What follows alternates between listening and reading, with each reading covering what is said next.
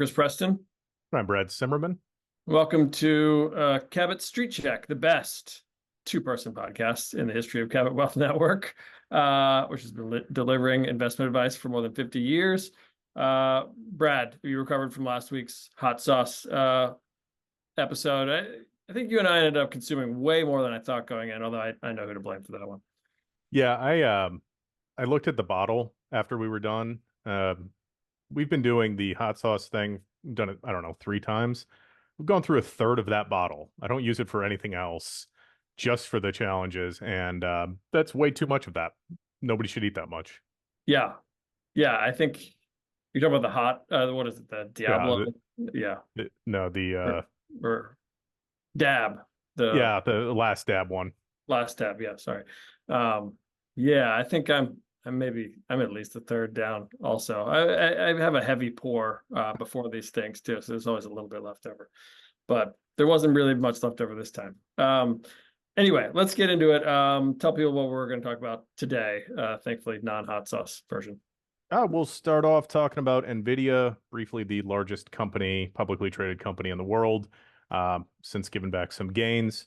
We are going to talk about evidence of slowing retail, how that impacts our estimates for the market for the balance of the year, what we're seeing underneath the surface. And then we're going to talk about AST SpaceMobile. It has been a hot stock recently. Sort of a moonshot promise there, but it's an interesting story and definitely warrants conversation. Yeah, and then we're going to have on Matt Warder as a guest too. He is the newest addition to the Cabot Analyst team. He runs our Cabot Turnaround Letter, value investing newsletter. He's going to join us in a little bit. But first, as always, it's Defend the Take time. And Brad, it's your turn this week. And your take is that the Magnificent Eight, so including Netflix, will lose market share the rest of the year. You have 90 seconds. Go. So Yardini Research keeps tabs on the mega cap 8, which is the Magnificent 7 plus Netflix. And right now it's a 30.7% market, 30.7% share of the S&P 500. We are also in an environment where retail investors have essentially as much exposure to stocks as they ever get. It's like the allocation to individual names is something like 31.7% of invested assets, which is like 2021 top. It's pre-Great Financial Crisis, Great Recession top. So we are essentially maxed out on the number of people that are chasing momentum stocks like the Magnificent Seven. Institutional investors have, by all appearances, largely been rotating into and out of hot sectors without meaningfully increasing their exposure to some of these. Obviously a big part of that is going to come from fundamental valuation, and these are huge performers. Nvidia is up 160% just this year, maybe more, maybe less, depending on where it's trading now. But I think what we're going to see, and maybe what we're seeing already, is some rotation among equity exposure. So profit taking in the leaders, over allocate to underperformers, look at sectors that are poised to outperform and deploy capital there. But until rates actually start coming down, there's not a really compelling case to get out of cash that's yielding 5 or 5.5% and increase equity exposure, especially at these valuations. So given that, I think we're seeing a lot of rotation in the market, and the Magnificent Seven and the Mega Cap 8 are sort of a low-hanging fruit. My expectation for the balance of the year is that their market share of the S&P is going to decline, and we're going to see allocation to the other underperformers that have not been driving returns thus far this year. Yeah, can't say you quite hit the post. I gave you a little bit of leeway there, but that's all right. So yeah, I mean, I hope you're right. Like you said, 30.7% Yes. share of the S&P now, and that's feels like a lot for 8 stocks. And I think just given the run-ups, just the way market sort of law of averages work, I think you probably will be right, especially with rates potentially being cut, and election year tends to, as we discussed here before, the last 2-3 months before an election, stocks tend to pull back in general. So I think that, that will apply even to the untouchable Mag 8, and they'll likely have a little bit of a pullback at some point pre-election. Yeah, and for context, in 2020, they made up at most about 25.5%. By 2021, it was up to 27% of the S&P. So the fact that they're trading at 31 is significant. And right, like obviously maybe the S&P just turns into the S&P 8 and it's just these mega cap stocks that are gaining market share. I personally don't expect it though. It's like college football, Yeah. there's only 8 teams that actually matter, and they just like consolidate their power. Yeah. Anyway, that's a conversation for another day. Speaking of the Mag 8, Nvidia, number one on our big three, very briefly, did become the most valuable public company in the world earlier this week when it touched as high as $140 a share. And this is post, it was a 10-to-1 stock split. Yes. Yeah. So 140 a share, I think just first thing yesterday morning. It's now back down to, what is it, 127? One So 128 and change. It 128. hit as low as below 125 for a minute this morning. I mean, that's a 10% swing in 24 hours. That's a pretty Right, significant move, especially when we're talking about a $3 trillion market cap company. It essentially swung 2 Intel's worth of market cap in one day. So right. that's a pretty meaningful move there. Yeah, and so now it's back down to third in terms of market cap behind Apple and Microsoft. Um, who knows if this is the beginning of the long-awaited pullback? I know you said a couple weeks ago that Jensen Huang signing A woman. a woman his autograph on a woman was a sure sign of a top. Maybe you were early by a couple weeks. Maybe just it, becoming the most valuable company in the world may have been a top in and of itself. Similar to the Mag 8, I think the market has an unhealthy relationship with Nvidia right now. It's way too dependent on it, way too influenced by it, and I think that eventually just has to lessen over time. And I think it's hard to bet against this stock Yeah. the way it's been going, but it's also hard to believe it's just going to keep rising the way it has been. Yeah, the earlier part of this week it was rising 3% a day. Mhm. It so I crunched some numbers for an article recently. We've had 119 trading days as of today, I believe. It's gone up almost 1.5% a day on average. Those aren't sustainable returns. Right. It's getting to the point where people's grandparents are asking about it. And I don't remember who said it, but when the shoe shine boy asks you about a stock, that's when Yeah. it's time to sell, right? It's everybody that wants Nvidia has Nvidia at this point. Uh, Mhm. people aren't running for the exits right now. Short-term traders maybe getting burnt a little bit by a 5% or an 8% drawdown or whatever today ends up being. But long-term investors have their exposure. They're not buying up hand over fist. This kind of thing happens when stocks, I say when stocks skyrocket as if stocks are regularly moving 160% in 6 months. Right. But in a situation like this, profit taking is normal. And it gets it gets out over its skis and you get into situations where, yeah, it goes up 3% a day for 3 days and it loses 10% in two. It happens. Yeah. But no, I'm not seeing people running for the exits. No, not yet. I do think Nvidia is still a very good long-term investment. Year from now, certainly 2 years from now, I think it'll be higher. And further out you go, the higher it'll be, I think. But 6 months from now, 3 months from now, I if you're a trader or even just a sort of if you have a shorter time horizon, I don't know. I wouldn't. I don't know if I'd buy it at these levels. It's a long term investment to me, but it is definitely pretty overcooked right now. Yeah, where it's tough, especially if you're short term, if you're a shorter term or intermediate term trader, is it becomes sort of a game of, I mean, it all becomes a big earnings bet, right? Yeah. Like a lot of, Mike talks about not buying stocks right before earnings because they can have such an outsized impact.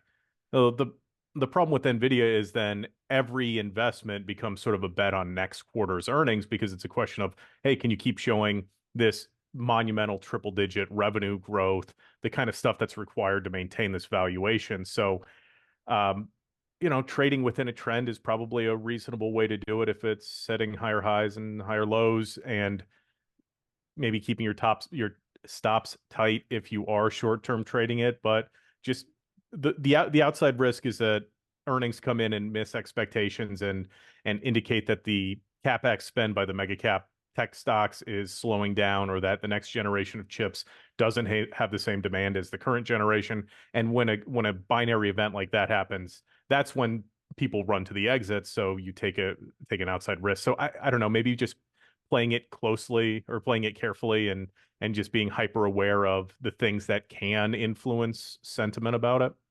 That would be Yeah. my take. Yeah. Okay. Let's move on to number two. Other recent news: retail sales continue to slow. Came in just up 0.1% in May, and April was revised downward to a 0.2% decline. That's down from 0.6% jump in March, 0.9% jump in February. Gas prices are a big part of this. I think I saw it would have been up 0.3% without gas prices going down, as cost of oil has dipped below 80, even $75 a barrel at one point. Adriana Kugler, who is a Fed member, said that this may be time to or may be appropriate to start easing policy. Now, Fed has a lot of members, and they all say a lot of different things. She doesn't speak for the group, but I feel like the feeling is, especially by the way the market has responded to the retail sales, at least initially being down, is that we're probably going to get a cut now, whether that's September, like most expect. The chances now of a first cut in September, or of cuts happening in September, are 2/3, 66%. Some 10% feel it could start next month. I think you had a take that you think it could happen next month. It would be, I mean, it's sort of my low key hot take is that the Fed might have a sneaky July cut. The This morning we had flash PMI, which showed better manufacturing growth than expected. I think it's at like 26-month highs. But the real deciding factor, I think, is going to be next week. We've got initial jobless claims on Thursday. We've got a GDP revision also on Thursday. Durable goods orders also on Thursdays. Pending home sales, the Case-Shiller Home Price Index.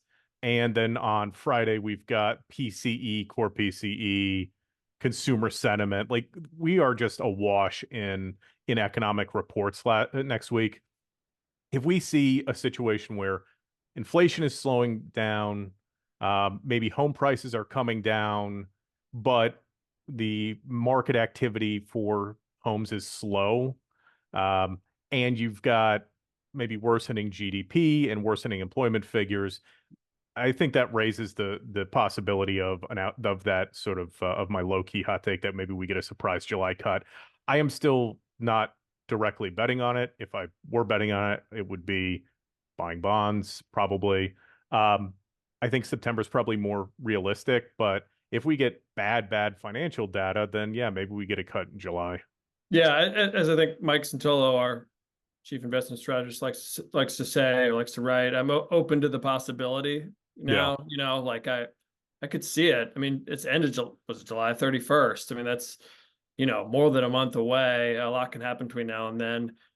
I agree that September feels like the most likely, but I think whereas maybe a month or so ago we were sitting here saying, Tyler London was on this podcast saying he thought there'd be no rate cuts.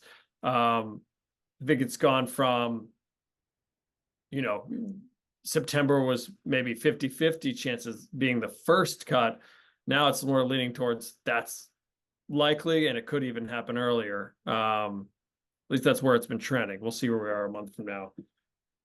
Last in the big three, AST SpaceMobile, ASTS ticker symbol is. You wrote about it this week, so I'll let you talk about it. But bottom line, it's a space-related stock that's up from $2 a share to as high as 12 in the span of a month. It's back down to 10 now.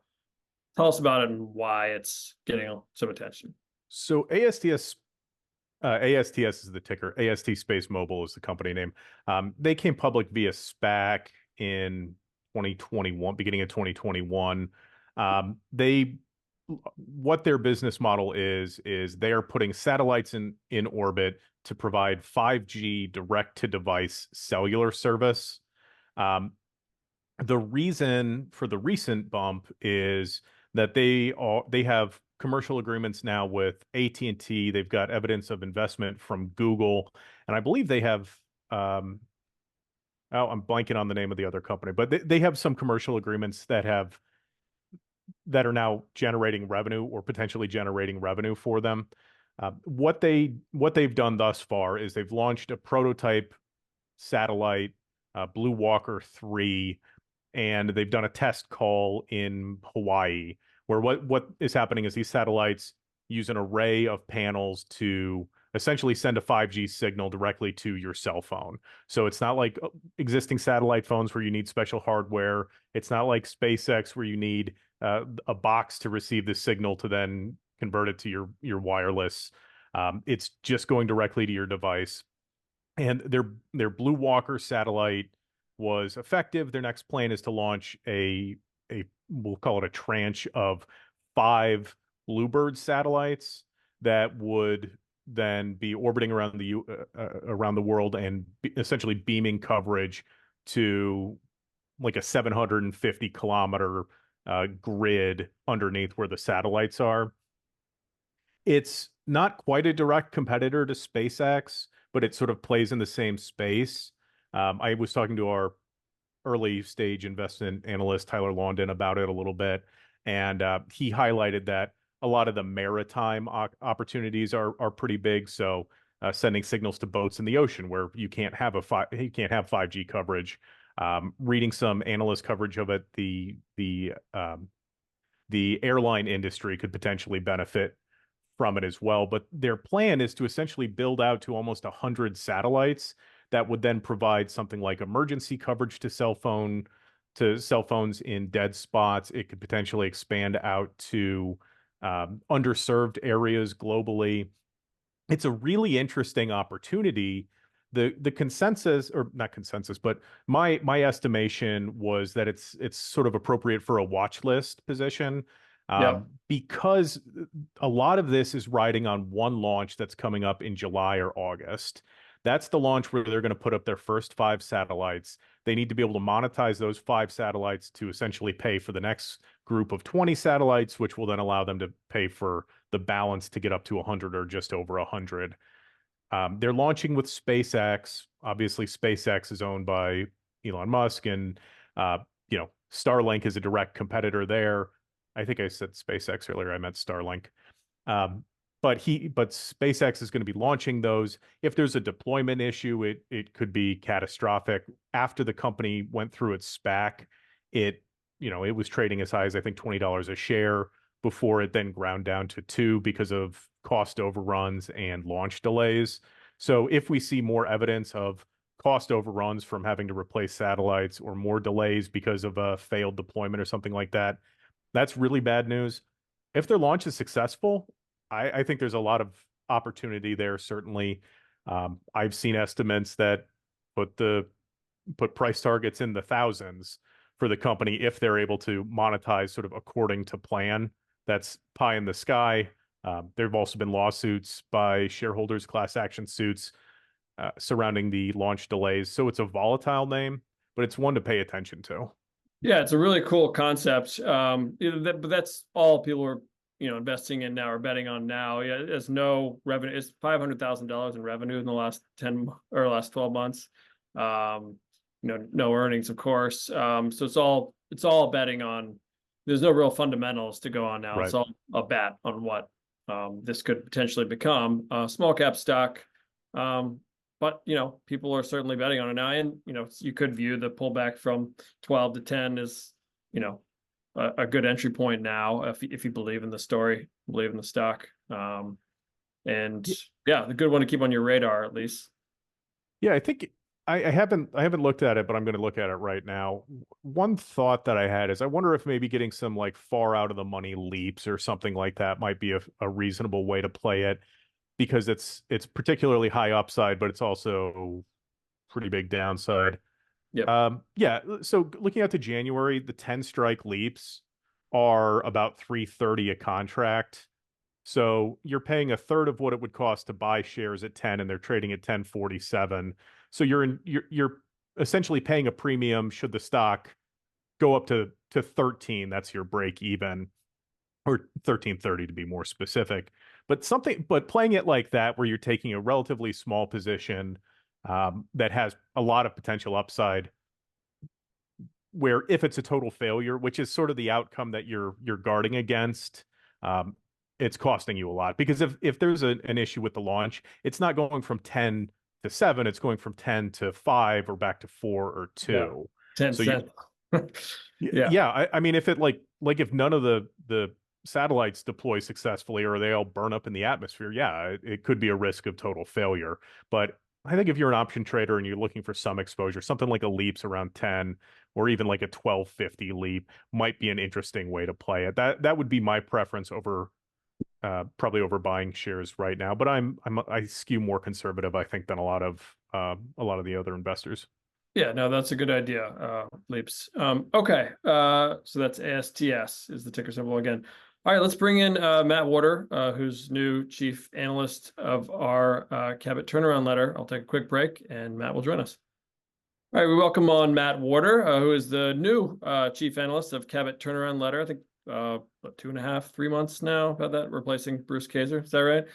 Yeah, that's about right. A bit of baptism by fire and lots of stuff to do on the side instead of just writing that one big honking thing. Right. So Yeah. been a lot of fun figuring that out, though. Good. Yeah. So your background, you can tell us a little bit about it. I know you're a cyclicals analyst, which sort of lends itself well to finding turnaround stories. Tell us about sort of your background and so I guess your investment approach. Sure. I mean, I actually didn't start off in this industry at all. I was going to be a doctor, and then while I was applying to medical school, my band got signed. So I was a musician and a teacher for about 10 years. And then when our career came to a close, one of my students, I was sort of complaining about, wasn't sure what I was going to do, and he offered me a job as a coal market analyst to basically run his like they built models for costs and for price projections and things like that. I was pretty mathematically competent. My undergrad degrees in chemistry. Had a lot of advanced math and did all the taxes and stuff for our band. So it's sort of fit well. And then my dad had been a coal, oil, and gas attorney for a long time, so they kind of plugged me into the people side of things and just kind of went from there. A few months in, the little geological firm I went to work for here in Annapolis, Maryland, was bought by Wood Mackenzie, this big global consultancy. And so, over the course of the years, I moved up the ranks, basically became head of all north of all the Americas. And then we built out coverage for iron ore and steel. And coal is two different things. There's thermal coal, which goes to power generation. There's metallurgical coal, which goes to steel making, serves as the reductant. So when they wanted to build out iron ore and steel, I actually volunteered to do the same thing for those services. Learned how to speak Portuguese, started traveling to Brazil, spent a lot of time in South America. And so that's where I kind of came from. I broke off from there to move into a research position for the financial publication industry. Ran a research team there. That's where I got onto the equity analysis side. And done a combination of supply demand price forecasting and consulting for natural resources mostly. But when you pull up to the top of the food chain, the reason there's a cycle in natural resources is because one's always an input for the other. Coal, oil gets refined into diesel. Diesel's an input for mining commodities. If you mine iron ore, which gets melted into steel that gets rolled into tube and pipe, which to connect the dots, turns into a cost input for oil and gas. So that's right. Why they're cyclical. That's why they have patterns that are really predictable. It's why it's pretty straightforward to forecast, seasonal activity, and it lends itself really well to what we're doing at Cabot Turnaround too. Yeah, where you mentioned things being cyclical. Where are we in the cycle right now, would you say? Well, I mean, it's different for every sort of industrial. So if we go up to the macroeconomic level, we've had a really pretty good run from a consumer spending perspective, but I think sometime over the summer that's probably going to slow down. We have tougher year-on-year comps. Generally, when spending slows and commodities are still strong, inflation is still comparatively strong. That's when the industrial sector tends to do better than in other macroeconomic conditions. Tech still does okay, but it's mostly large caps that do better over small caps, large and mid caps rather, that do better over small caps. And from a seasonal perspective, the steel industry, usually as we head into the middle and to the end of summer, has an inflection point because that's when end users, automakers, tend to come into the market to buy for the next round of constructions. So this is a pretty good time to kind of look at the steel sector. We've made one recommendation in that in the turnaround letter, but it's a pretty interesting space here right now because I think they'll be able to lock in pretty good raw materials costs for the year, which bake in margin on a downstream perspective. And I think we're getting tariffs here in the U.S. regardless of who's president. So all of that kind of bodes well for domestic U.S. Steel manufacturing. So value investing has been, largely underperforming for the last decade, right? If you're just buying on multiples, it strikes me, and you can correct me if I'm wrong, that leveraging the cyclicality gives you an opportunity for outperformance. Is that consistent with your thesis? Are you finding that you're able to make up ground with some of the cyclical trades? Yeah, I mean, in the post-COVID, we had such a dip with regard to everything that was supply chain related. Like that was a really asymmetric opportunity to play beta on prices to the upside, which culminated with the invasion of Russia and Ukraine. Global supply chains had to rejigger. That took 3 to 6 months. Prices went through the roof. Inflation went up to 10%. Now we're on the other side of that trade, right? All of those stocks have really kind of moved up. But the great thing about that windfall in terms of prices is a lot of folks paid off their debt. Their balance sheets are really clean. They can think about doing mergers. So these have moved from being kind of like high beta stocks to being more, almost more like tobacco, back in the day, where we're going to see, pretty good shareholder returns, buyback programs, high special dividends, because there's just not a whole lot to do with the money. There's not a lot of appetite for consolidation in steel or steel raw materials because finance really just isn't interested in those spaces at the moment. So has that sector been doing the same thing that oil and gas has been doing for the last few years, where they're cutting capex and just returning cash to shareholders, or is that a new phenomenon? Exactly. It's across the natural resources space. It's not just an oil and gas thing. Copper companies have done that. The first sector that I started working in, coal, has been like the poster child. Alpha Metallurgical Resources, ticker AMR, went from around $3 during the pandemic to as much as $450 here back in February when they reported, and that's largely been fueled the last few years by their buyback program, which has repurchased about 33% of the company thus far. Oh, wow. So, yeah, I mean, they obviously the timing really helped there, but going forward, they'll be able to kind of, eat themselves at a pace of about 5 to 7.5 to 10% per year, depending on where price comes in. And that's kind of across the natural resource space. You're going to find stories like that. Oil and gas, copper, lithium, coal, iron ore, steel, they're all pretty primed to have a pretty good last half of the decade, we'll say. And in Cabot turnaround letter, obviously natural resources are your bread and butter. Are there opportunities that you're seeing outside the natural resources space that are intriguing right now? Yeah, so the same way that the natural resources cyclicals have a very physical, kind of seasonal churn through their inventories. Retail has that too. And if you think about it, from the top level, you have raw materials for retail too. Part of that is denim sales, for instance, are highly dependent on the cotton cycle, and there are other sort of overlaps to those sorts of things. But like I was talking about, the focus should probably be on mid to large caps over the back half of the year. There's been a move, particularly in retail. There are a few retail stocks that I like that are kind of mid caps. Foot Locker is one. They had a great report here last time. They're beneficiaries on the other side of the supply crunch for Nike, right? You know, Nike, I think expressed about 50% of their sales through Foot Locker back in the day, and then they cut them off when supply got tight to focus on higher value downstream sales. Well, now the inventory cycle has shifted. Nike has a lot of supply, and they got to get that out to market. And Foot Locker is going to be one of the beneficiaries. So, when I look for cyclicality in other sectors, I look for the same sorts of things I look for, in natural resources. Is there an oversupply somewhere, and where is that going to get expressed? Who's going to be able to capitalize on those kinds of opportunities? Which, to Brad, to your point earlier, that's a kind of like short-term deep value look at where the market is to extract some value from that cyclicality in the short term, and then kind of you can take a wait and see to how the cycle is going to affect it over the medium to longer term at that point. This is not specifically commodity related. What are your broader macro expectations?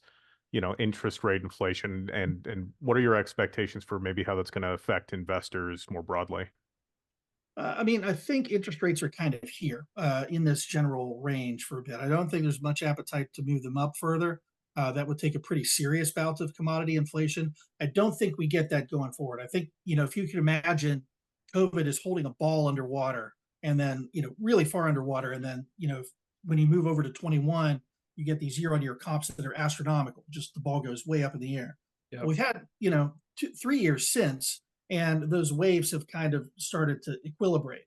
So we're getting closer and closer in a year-on-year basis to the zero bound. Now, sort of what that means is growth isn't going to really, excite people. I think we're going to have kind of modest growth for a while, but we'll have these little cyclical 2 to 3 month bouts of short-term inflation pressures that are basically just seasonal with regard to commodities, with regard to raw materials for industries and those sorts of things. And that's going to move the CPI number around.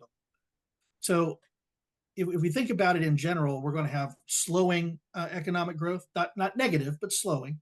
And then we're going to have inflation that will have periods of acceleration, which I think we get probably Q3, and then deceleration. So I think we're going to, back half of the year, be kind of moving between these stagflationary periods and deflationary periods, and until we start to get either rate cuts or some accommodation in terms of fiscal or monetary policy. What that means for asset classes is I think gold's probably going to do pretty well. I think, large cap industrials are probably going to do pretty well, as I mentioned. I think there is large cap tech will function generally pretty well.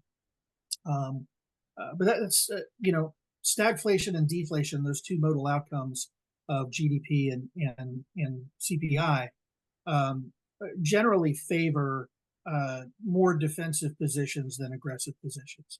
So I think we'll see utilities, staples, those types of company. Healthcare also performs pretty well in those environments. I think those asset classes will probably be better to be allocated to than others.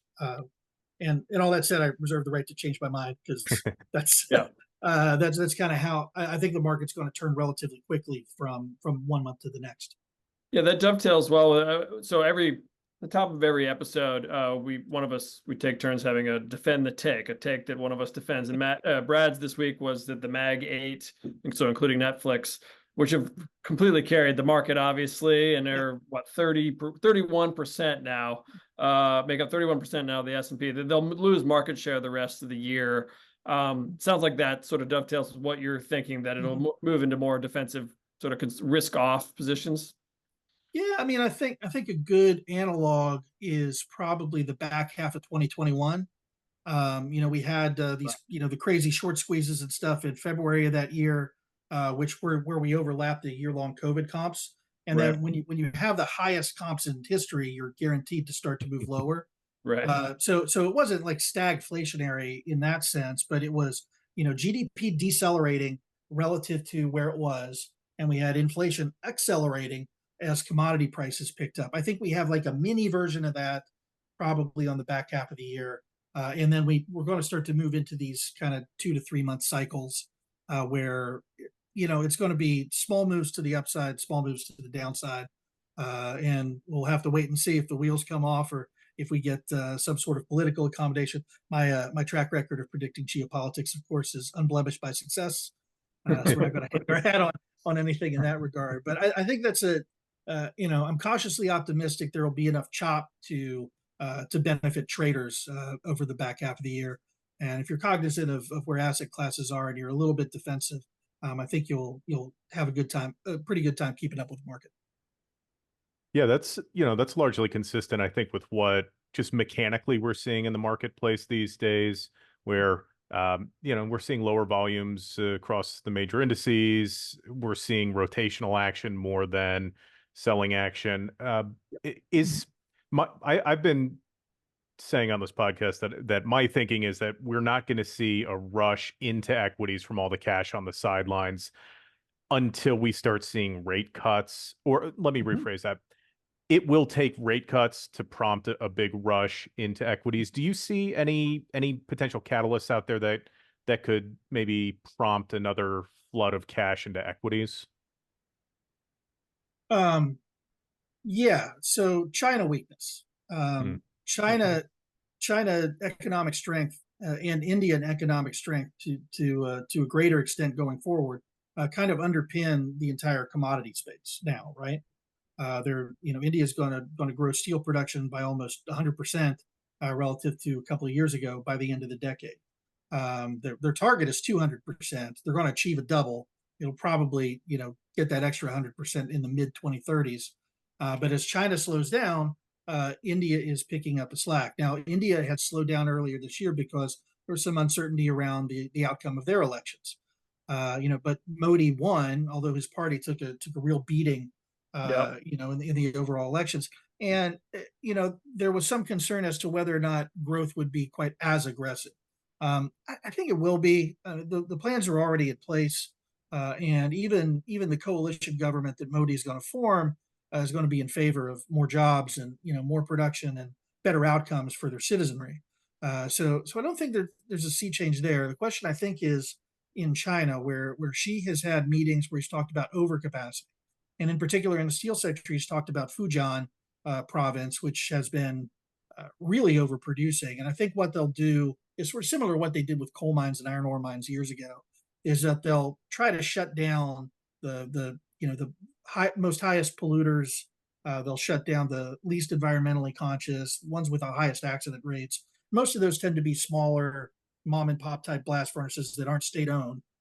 So I think the government will probably push down on those and increase state-owned production to an even extent. So my thesis for China is that we should see it sort of flatten out and moderate over the back half of the decade.